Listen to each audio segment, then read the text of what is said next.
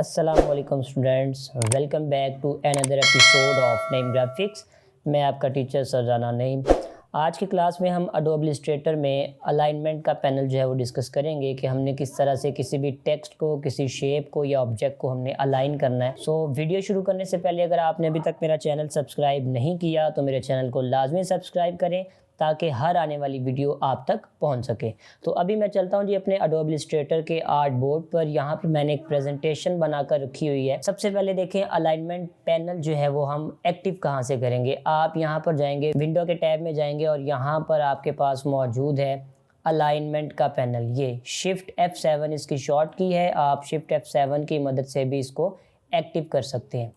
तो अलाइनमेंट को डिस्कस करने से पहले देखें, यहाँ पर एक चीज़ आपको नोट करनी होगी, कॉन्सेप्ट समझना होगा कि अलाइनमेंट हमारे पास कितनी तरह की होती है और किस किस प्लेस की अलाइनमेंट हम कर सकते हैं। हमारे पास जो अलाइनमेंट का पैनल है इसके अंदर आपके पास ये ऑप्शंस मौजूद हैं और इसी के नीचे हमारे पास ऑप्शंस मौजूद हैं डिस्ट्रीब्यूट ऑब्जेक्ट्स की। ये सारी ऑप्शंस आज हम डिस्कस करेंगे।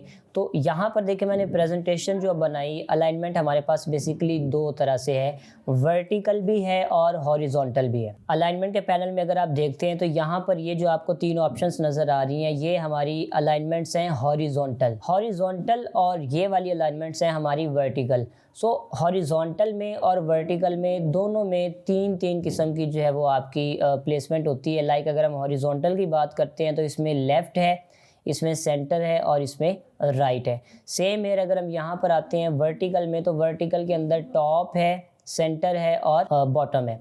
तो यही आज हम चीज़ें डिस्कस करेंगे। सेम कॉन्सेप्ट यहाँ पर डिस्ट्रीब्यूट का है कि डिस्ट्रीब्यूट भी हमारी दो तरह की है, वर्टिकली है और हॉरिजॉन्टल है, और उसमें भी तीन तीन ऑप्शंस मौजूद हैं, लेफ़्ट, सेंटर, राइट और टॉप, सेंटर और बॉटम। यहाँ पर जी मैं अपने आर्ट बोर्ड की एक कॉपी ले रहा हूँ मज़ीद, और यहाँ पर अब मैं आपको अलाइनमेंट का कॉन्सेप्ट समझाने जा रहा हूँ।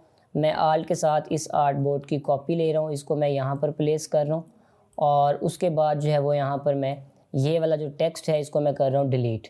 यहाँ पर देखें जी हमारे पास ये एक आर्ट बोर्ड मौजूद है। मैं यहाँ पे सबसे पहले कुछ ऑब्जेक्ट्स जो है वो आपको बता देता हूँ कि हमने किस तरह से अलाइन करने होते हैं।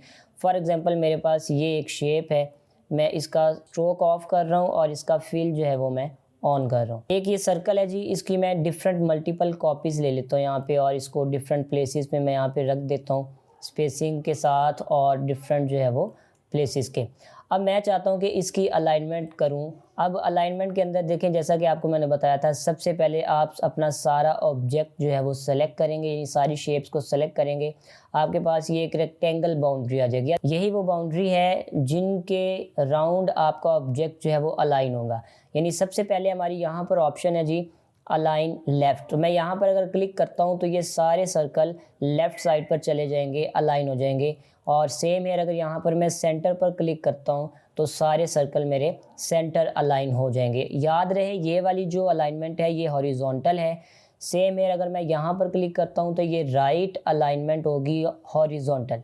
ठीक है, तो ये तीन तरह की अलाइनमेंट है हॉरिजॉन्टल, आप लेफ़्ट, सेंटर और राइट। कंट्रोल Z कर रहा हूँ और इसी ऑब्जेक्ट को मैं रोटेट कर रहा हूँ यहाँ पे इस तरीके से। अब हम चलते हैं यहाँ पर वर्टिकल अलाइनमेंट की तरफ। तो वर्टिकल अलाइनमेंट में आपको बताया था टॉप, सेंटर और बॉटम। तो सबसे पहले अगर मैं टॉप पर करता हूँ तो ये सारे सर्कल जो हैं वो टॉप पे मूव कर जाएंगे और एक सीक्वेंस में अलाइन हो जाएंगे।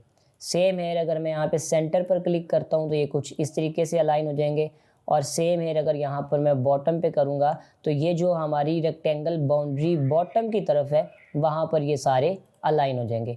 इस तरीके से आप अपने ऑब्जेक्ट की, यानी शेप्स हो या आपका कोई भी टेक्स्ट हो, कोई भी, आप इन सब को क्या कर सकते हैं, अलाइन कर सकते हैं। अलाइनमेंट आपके डिज़ाइन के अंदर एक बहुत इंपॉर्टेंट रोल जो है वो प्ले करता है। सेम अगर आप किसी शेप की बजाय यही चीज़ें आप अपने टेक्स्ट पर अप्लाई करना चाहते हैं तो मैं यहाँ पर टेक्स्ट टूल लेता हूँ और यहाँ पर मैं टाइप करता हूँ जी एडोब इलस्ट्रेटर। फॉर एग्जांपल हमारे पास ये एक टेक्स्ट है, मैं इसका साइज़ बड़ा कर लेता हूँ और आल्ट के साथ इसकी मल्टीपल कॉपीज़ कर लेता हूँ मैं यहाँ पर इस तरीके से।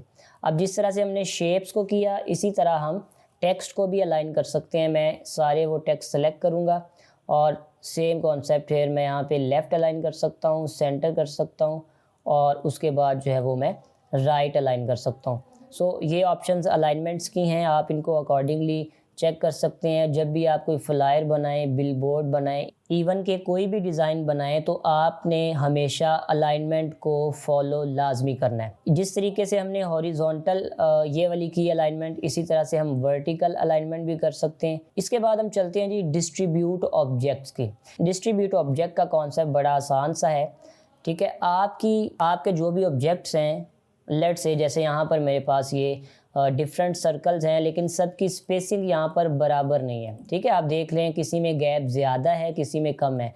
मैं चाहता हूँ कि वन क्लिक पर मैं इनकी स्पेसिंग को क्या कर दूँ, इक्वल कर दूँ। मैं क्या करूँगा, डिस्ट्रीब्यूट ऑब्जेक्ट की ऑप्शन को यूज़ करूँगा। डिस्ट्रीब्यूट ऑब्जेक्ट में भी आपको बताया था दो तरह से है, वर्टिकल है और हॉरिजॉन्टल है। ये वाली जो डिस्ट्रीब्यूट ऑब्जेक्ट्स की ऑप्शन है, इन सब के लिए कंडीशन ये है कि आपका जो ऑब्जेक्ट है उसकी हाइट और विड्थ क्या होनी चाहिए, बराबर सेम होनी चाहिए। अगर कम ज़्यादा होगी तो वो आपकी स्पेसिंग को ठीक नहीं करेगा। फॉर एग्जांपल ये सारे सर्कल यहाँ पर एक जैसे हैं, मैं इन सबको सेलेक्ट करता हूँ और यहाँ पर मैं इसको सेंटर डिस्ट्रीब्यूट करता हूँ और क्लिक करता हूँ, तो देखें सब ऑब्जेक्ट्स को, सब सर्कल्स को उसने इक्वल डिस्ट्रीब्यूशन के साथ क्या कर दिया है, अरेंज कर दिया है, सीक्वेंस दे दिया, उसकी स्पेसिंग इक्वल कर दी। इसी तरीके से मैं यहाँ पर लेफ़्ट भी कर सकता हूँ और मैं यहाँ पे राइट भी कर सकता हूँ। तो ये था हमारा वर्टिकल डिस्ट्रीब्यूट, ठीक है। अब इसी को अगर मैं हॉरिजॉन्टल अप्लाई करना चाहता हूँ तो इसकी मैं कॉपी ले लेता हूँ। तो ये जी हमारे पास सर्कल्स आ गए। मैं इनकी स्पेसिंग जो है वो कम ज़्यादा कर रहा हूँ यहाँ पे, ठीक है, ताकि आपको कॉन्सेप्ट क्लियर हो कि जी हमने इसको करना कैसे है। तो सबसे पहले देखें यहाँ पर मैंने डिफरेंट प्लेसेस पर ये रख दिए। सबसे पहले तो मैं इनको अलाइन करूँगा, मैं सेंटर अलाइन करता हूँ और उसके बाद जी मैं डिस्ट्रीब्यूट करूँगा इनको, हॉरिजॉन्टल डिस्ट्रीब्यूट सेंटर। मैं जैसे इस पर क्लिक करूँगा तो देखिए यहाँ पर उसने मेरी सारे सर्कल्स की स्पेसिंग को बराबर कर दिया, डिस्ट्रीब्यूट कर दिया इक्वल स्पेस के साथ। सो इसी तरह आप यहाँ से टॉप कर सकते हैं और इसी तरह आप बॉटम को जो है वो अप्लाई कर सकते हैं। होप सो ये सारी चीज़ें आपको समझ आ गई होंगी। अलाइनमेंट पैनल आसान है लेकिन इसकी इम्पोर्टेंस बहुत ज़्यादा है। सो ये ऑप्शंस अलाइनमेंट्स के हवाले से हैं ऊपर सारी, ये ऑप्शंस आपके पास डिस्ट्रीब्यूशंस के हवाले से हैं। डिस्ट्रीब्यूशन की आपको कंडीशन बता दी कि आपके ऑब्जेक्ट का साइज़ जो है वो सेम होना चाहिए। यहाँ पर बाज़ औक़ात क्या होता है कि हमारे पास कुछ ऐसे ऑब्जेक्ट्स होते हैं कि जिनका साइज़ छोटा या बड़ा होता है। फॉर एग्जांपल आपको मैं एग्जांपल करके दिखाता हूँ यहाँ पे। तो ये फ़र्ज़ करें कि आपके पास डिफरेंट जो है वो ऑब्जेक्ट्स हैं जिनके साइजेस जो हैं वो कम ज़्यादा हैं, ठीक है। तो सबसे पहले तो आप इसको अलाइन कर लें, यहाँ से आप सेंटर अलाइन वर्टिकल कर लें और अब आप इनकी स्पेसिंग को इक्वल करना चाहते हैं। हमारे पास ये नीचे ऑप्शंस मौजूद है डिस्ट्रीब्यूट स्पेसिंग की, यहाँ पर वर्टिकल भी है और हॉरिजॉन्टल भी है। इन ऑप्शंस में आपके ऑब्जेक्ट का साइज़ छोटा बड़ा हो सकता है, यानी ज़रूरी नहीं है कि सारे ऑब्जेक्ट जो हैं वो एक जैसे हों, यानी विड्थ और हाइट में।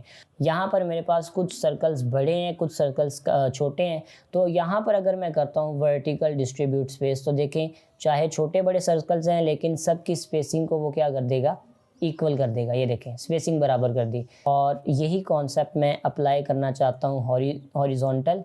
तो इसको मैं यहाँ से रोटेट करता हूँ और ये ऑप्शंस मौजूद है डिस्ट्रीब्यूट स्पेसिंग में, हॉरिजॉन्टल डिस्ट्रीब्यूट स्पेस। इस पर मैं क्लिक करूँगा तो ये देखें सबकी स्पेसिंग उसने क्या कर दी है, बराबर कर दी है।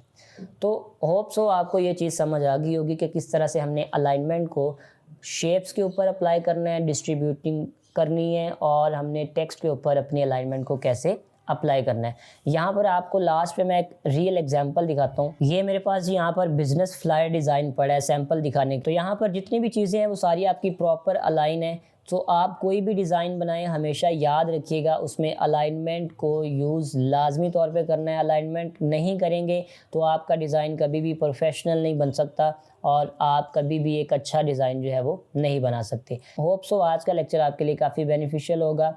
अगर किसी तरह की कन्फ्यूजन है आप मुझसे व्हाट्सएप पे कांटेक्ट कर सकते हैं।